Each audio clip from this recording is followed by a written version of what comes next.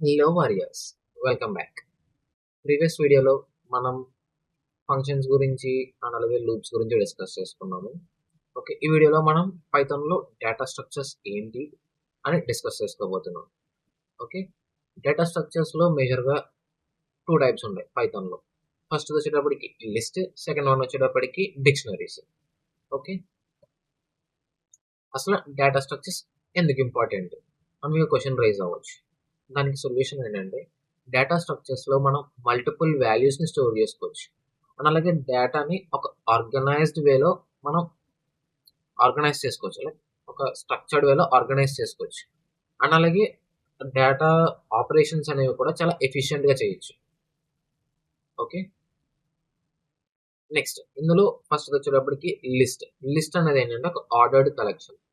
ప్రతి వాల్యూ ఒక ఆర్డర్లో స్టోర్ అవుతుంటుంది. అంటే ఇప్పుడు మీరు ఒక 50 స్టూడెంట్స్ డేటా స్టోర్ చేయాలనుకుంటున్నారు. లైక్ 50 స్టూడెంట్స్ ఒక నేమ్స్. లైక్ ఏం చేస్తారు, student 1 name is equal to some Ravi, student 2 name is equal to Keerthi, student 3 name is equal to Ramu. అలా 50 స్టూడెంట్స్కి రాస్తారు నార్మల్గా వేరియబుల్స్ యూస్ చేస్తే. లైక్ లిస్ట్లో ఏంటంటే 50 స్టూడెంట్స్ డేటా ఒక లిస్ట్లో స్టోర్ చేసుకోవచ్చు అండ్ వాటిని ఈజీగా కూడా యాక్సెస్ చేసుకోవచ్చు. లైక్ ఇండెక్స్ వాల్యూ యూస్ చేసుకొని లైక్ లిస్ట్ని ఎలా డిక్లేర్ చేస్తాము అంటే స్క్వేర్ బ్రాకెట్స్లో డిక్లేర్ చేస్తాం.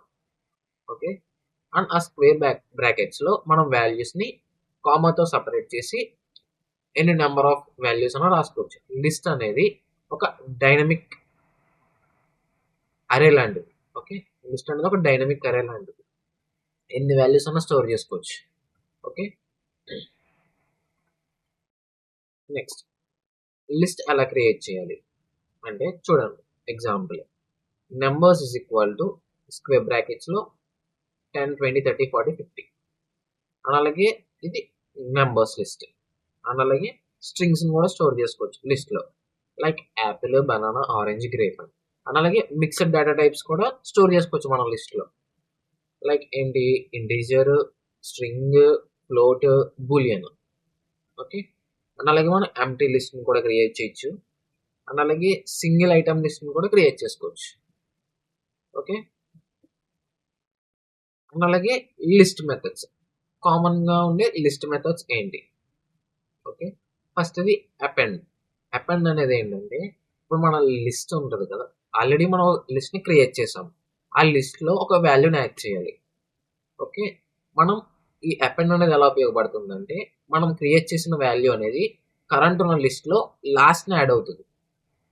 సెకండ్ వన్ వచ్చేటప్పటికి రిమూవ్. ఈ మెథడ్లో ఏంటంటే మనం ఒక స్పెసిఫిక్ వాల్యూ రిమూవ్ చేయాలనుకుంటున్నాం లిస్ట్లోంచి, అప్పుడు ఈ రిమూవ్ మెథడ్ అనేది మనం యూజ్ చేస్తాము, లిస్ట్ నేమ్ డాట్ రిమూవ్ అని. ఆ రిమూవ్ ఒక మెథడ్లో మనం స్పెసిఫైడ్ వాల్యూని ఇస్తాము, అప్పుడు ఆ వాల్యూ అనేది రిమూవ్ అవుతుంది లిస్ట్లోంచి. Okay, next pop function. సరే, next pop method. Pop method ఏమవుతుంది, మన యొక్క లిస్ట్ ఉంటుంది కదా, ఈ లిస్ట్లో ఒక లాస్ట్ వాల్యూని రిమూవ్ చేస్తుంది అంతే. And next లెన్. లెన్ అంటే ఏంటంటే లెంత్ ఫంక్షన్. నార్మల్గా మన యొక్క లిస్ట్ ఎంత లెంత్ ఉందో మనకు తెలియదు, బికాస్ అది డైనమిక్ అరే కాబట్టి.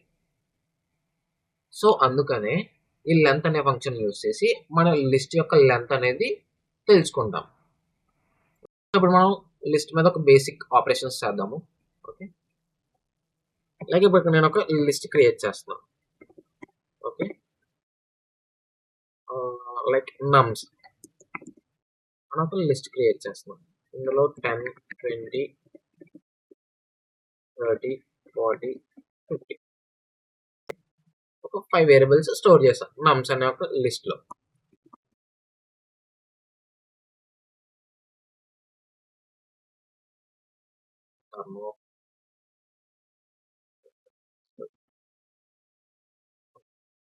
ఇప్పుడు నమ్స్ అనే ఒక లిస్ట్ని క్రియేట్ చేశాను. ఇప్పుడు నేను ఏం చేద్దాం అనుకుంటున్నా, నాకు ఇనిషియల్గా నమ్ సైజ్ ఎంత ఉందో నాకు తెలియదు, కాబట్టి ఆ నమ్ సైజ్ అనేది కావాలి నాకు. కాబట్టి ఏం చేస్తా, ప్రింట్ లెంత్ ఆఫ్ నమ్స్. ఓకే, ఇప్పుడు ఇది ఏం చేస్తుంది అంటే నా నమ్స్ అనే లిస్ట్ సైజ్ ఎంత ఉందో అది ప్రింట్ చేస్తుంది. 5 అని అవుట్పుట్ వచ్చింది. లైక్ ఇందులో 5 వేరియబుల్స్ ఉన్నాయి. ఓకే, అలాగే పైథాన్లో కామెంట్స్ పెట్టాలంటే జస్ట్ ఎదర హ్యాష్ యాడ్ చేస్తే ఆ లైన్ అనేది కామెంట్ అవుతుంది. ఓకే, నెక్స్ట్ వచ్చేటప్పటికి అపెండ్. నేను ఇప్పుడు ఈ నమ్స్ అనే లిస్ట్లో ఒక వాల్యూని అపెండ్ చేద్దాం అనుకుంటున్నాను. ఫస్ట్ ఇనిషియల్గా నమ్స్ అనేదాన్ని ప్రింట్ చేస్తాను. ఓకే, అండ్ నెక్స్ట్ ఇప్పుడు ఏం చేస్తాను, నమ్స్ డాట్ అపెండ్ ఆఫ్ 16 యాడ్ చేసాం. తర్వాత ఏం చేస్తాం, మళ్ళీ ప్రింట్ నమ్స్.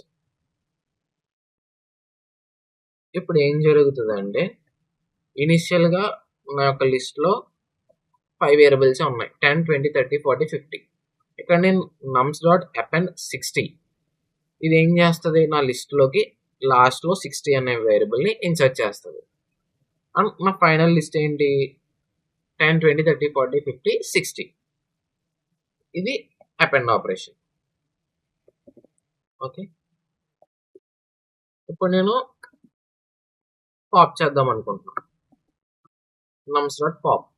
ఇప్పుడు ఇది ఏం చేస్తుంది, లాస్ట్ వాల్యూని రిమూవ్ చేస్తుంది. ఇనిషియల్గా నా దాంట్లో 5 ఉన్నాయి అండ్ ఈ పాప్ ఆపరేషన్ యూస్ చేసిన తర్వాత 4 వచ్చినాయి, అంటే లాస్ట్ వాల్యూ అనేది రిమూవ్ అయిపోయింది 50. సో పాప్ ఆపరేషన్ అంటే.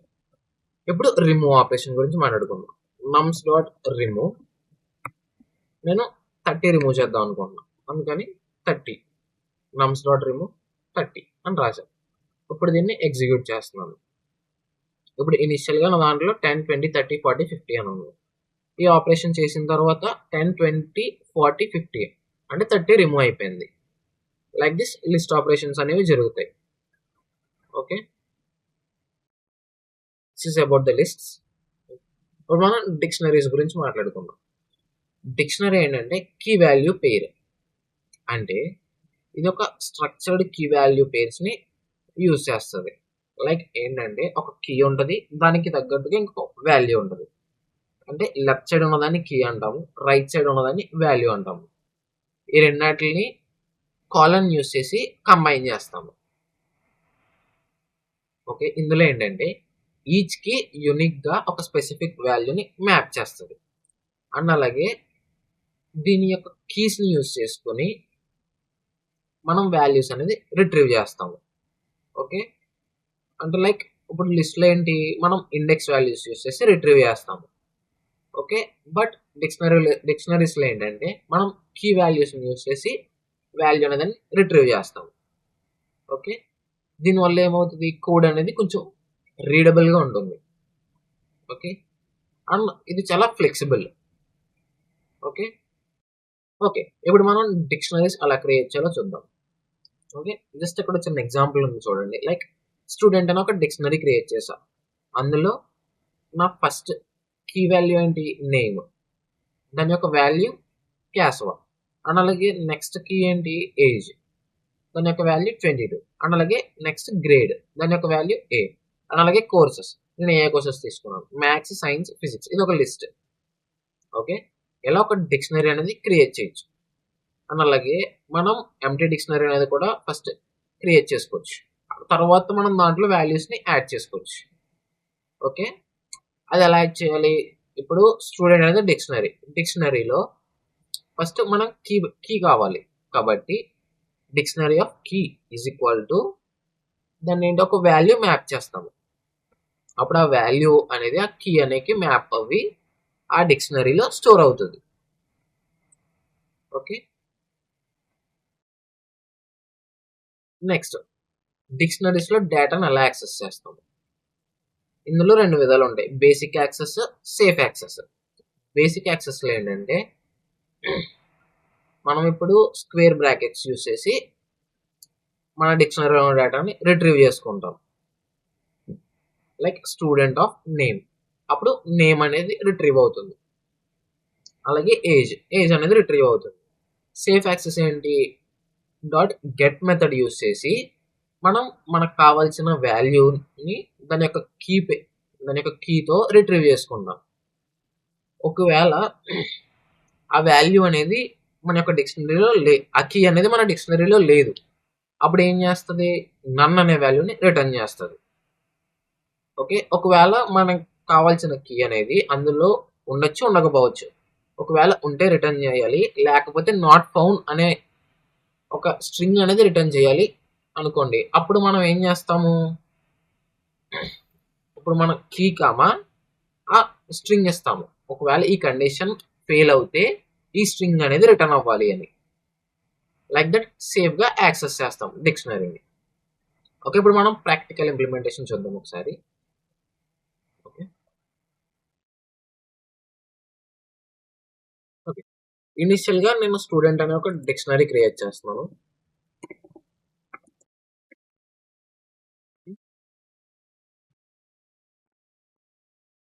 నేమ్ నేమ్ అనేది ఏంటి, కేశవ.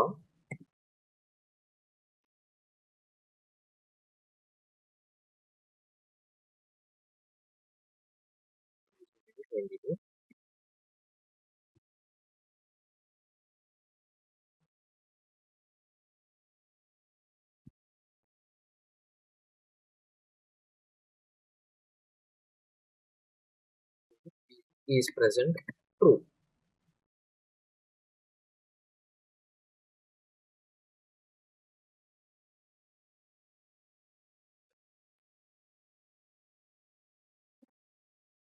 ఓకే, నేను ఇలా ఒక చిన్న డిక్షనరీ తీసుకున్నాను.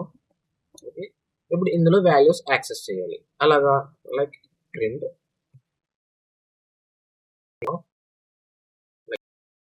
ప్రింట్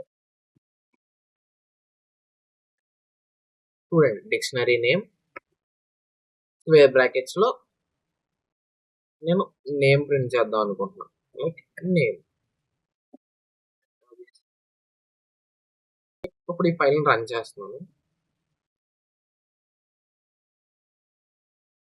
అవుట్పుట్ ఏమొస్తుంది అంటే CAS1 రిటర్న్ చేస్తుంది. ఓకే, ఇది బేసిక్ యాక్సెస్. ఓకే, ఇప్పుడు అదే సేఫ్ యాక్సెస్ అనుకోండి. లైక్ ఎలాగా, ప్రింట్ డాట్ గెట్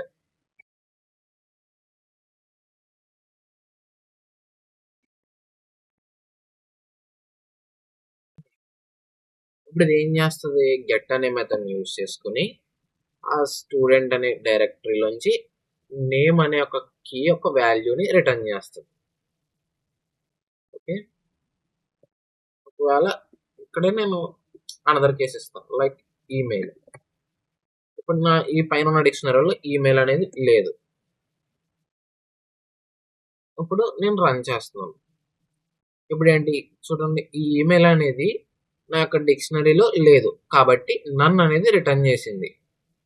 ఓకే, ఇప్పుడు సేమ్ ఇదే ఈమెయిల్ లేకపోతే నో ఈమెయిల్ అని ప్రింట్ అవ్వాలి. ఓకే, ఇప్పుడు ఇలా రాదు. ఇప్పుడు కోడ్ రన్ చేద్దాం.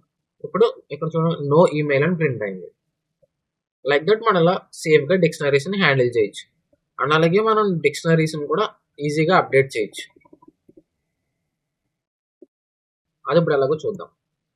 ఇప్పుడు ఏంటి, ఇప్పుడు నేను ఈజ్ ప్రెసెంట్ అనేది అప్డేట్ చేద్దాం అనుకుంటున్నాను. లైక్ ఇప్పుడు ఏం చేస్తాను,